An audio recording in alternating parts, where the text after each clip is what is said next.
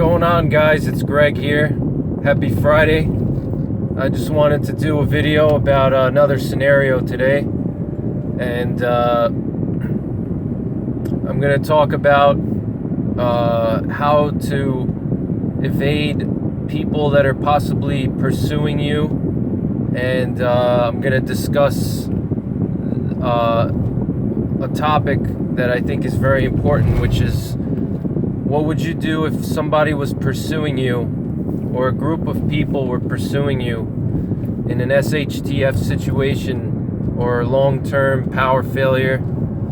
So basically, in this scenario, I'm gonna say that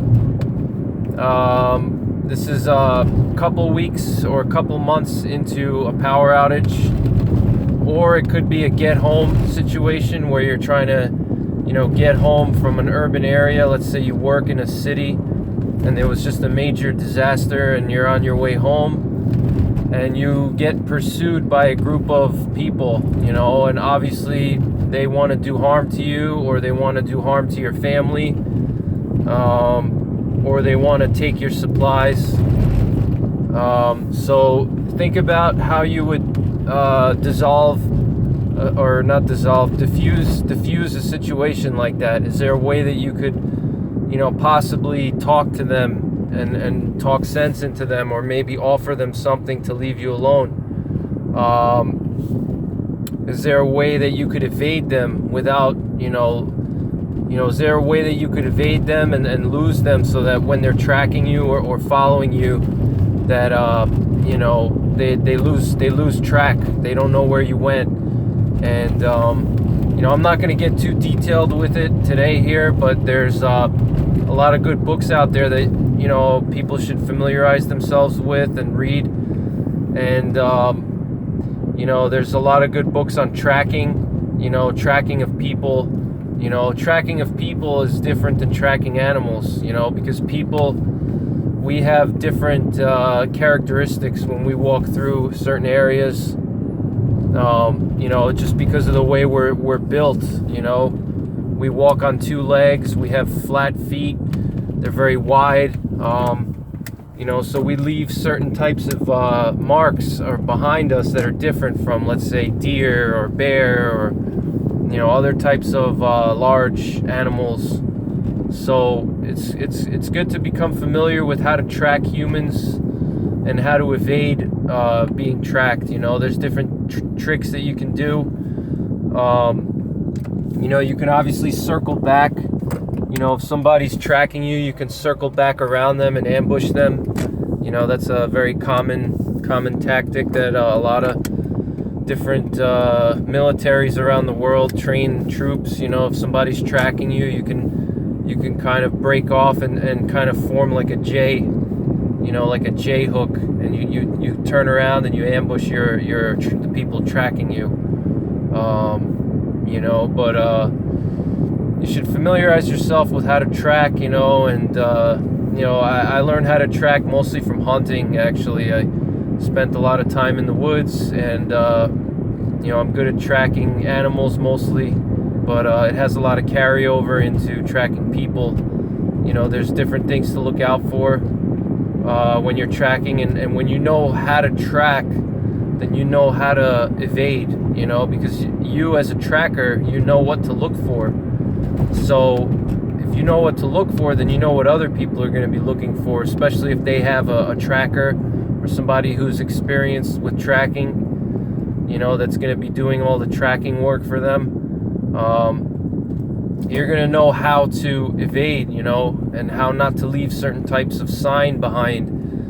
One of the biggest things, a quick tip that I can give you guys is, obvious things like, you don't want to walk into like a muddy area and just leave all your footprints behind. That's common sense. Or any type of, you don't want to leave any type of signs of where you were or which direction you were heading. Like, let's say you also don't want to leave behind like anything that would give a clue as to your physical condition.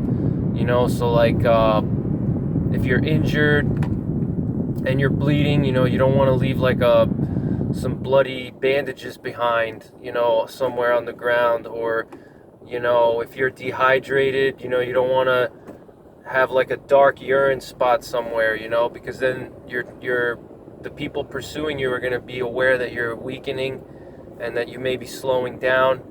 So, you know, you want to kind of try to conceal things like that. And you also want to, you don't want to discard like food wrappers from, like, if you're eating some type of power bar or some type of a snack.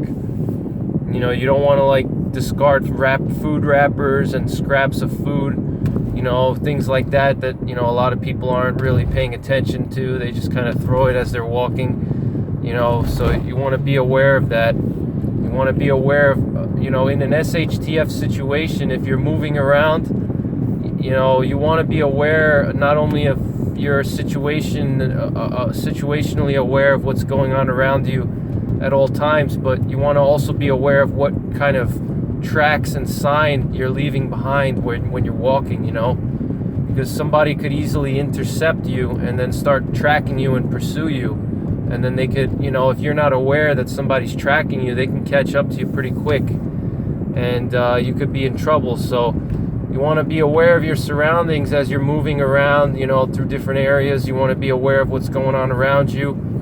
You know, but you also want to be aware of what kind of signs you're leaving. You know, you don't want to leave any trash, like I said. You don't want to leave any, like, you know, bloody bandages or gauze pads, or, you know, you don't want to leave like discarded shells if you're, you know, shooting. Let's say you're hunting. You know, you want to kind of be conscious of what your tracks, you know, what you're leaving on the ground, and what kind of evidence you're leaving of your presence in a place, because somebody could intercept you, you know. And I did another video on urban survival too. You should avoid funnel areas. You know, funnel areas are basically areas where people are most likely going to go because they have no chance, they have no way of going around it. So like, you know, a funnel is basically just like, imagine, let's say you're in a city and there's big buildings around you. You know, walking between the buildings is a funnel, because you can't go through the building, you know, unless you somehow, you know, if you could climb through inside or climb into the building. Generally speaking, people are going to funnel onto the streets, you know. Or let's say like you're in a very steep terrain, you know, a funnel would be like a very steep gorge. You know, the gorge is going to prevent people from crossing it, so that could be a funnel, you know. Or if there's some type of terrain feature that's going to prevent, you know, people from crossing it, or you from crossing it, that's a funnel, you know. And you want to avoid that, because if anybody's trying to ambush you, they're going to look for they're going to post up at those funnels, and they're going to wait for people to walk through, and then they're going to ambush them, you know. So you want to avoid funnel areas. You want to avoid highly traveled areas that are, you know, most people are going to be going, or where common sense would tell you to go. You know, you want to kind of take the less traveled routes and the more difficult routes, and you want to avoid the funnel areas, because that's those commonly used areas and the easy places to go. And the funnels, that's where people are going to possibly be ambushing you, you know, bad people, bad guys, you know. You know, so there's a couple good books out there. Obviously, I think the U.S. Army has a tracking manual that you can probably find it online for free. And there's another book. It's an old book by a Border Patrol agent, and he has a whole in-depth book about how to track.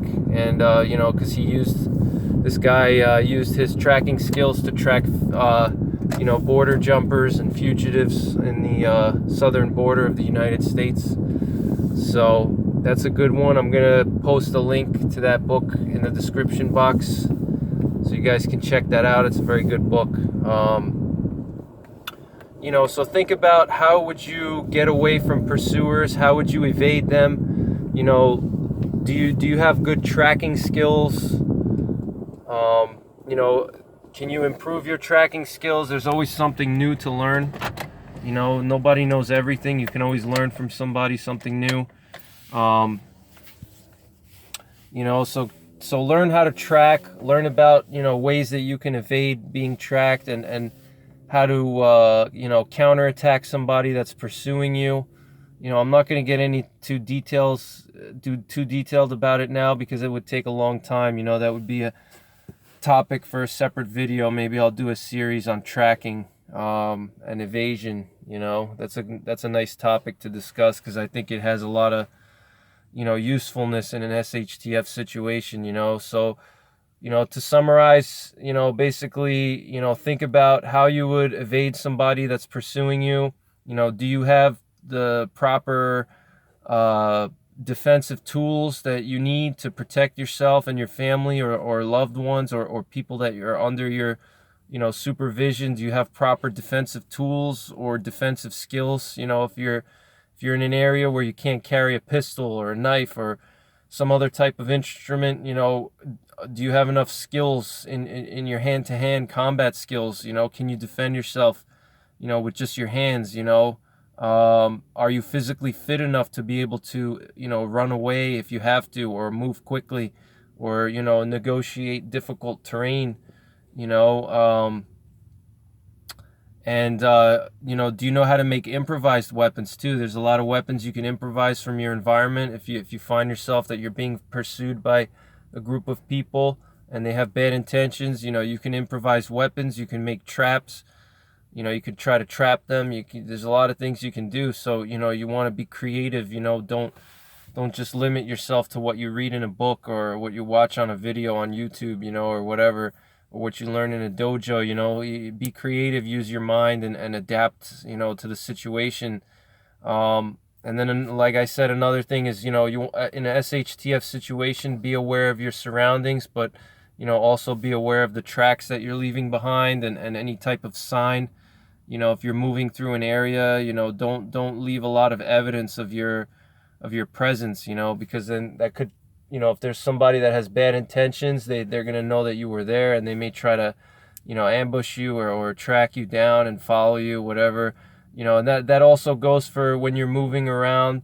Like I said, you want to avoid funnels, and you also want to avoid like open areas where people can see you from a long distance, because then, like, let's say somebody sees you from a long distance, they can start following you.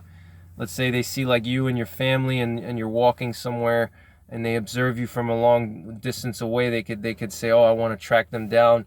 Maybe they have supplies that I need or whatever. So you want to stay away from open areas. You want to remain concealed when you're moving around. This way you can avoid being pursued. But think about what would you do if you were being pursued, and think about it, and what would your tactic be, and think about what type of skills you would need to learn or to improve on, so you can handle a situation like that. So, all right, guys, thanks for watching as always, and have a good weekend. I'll see you guys on the next one. Take care. God bless.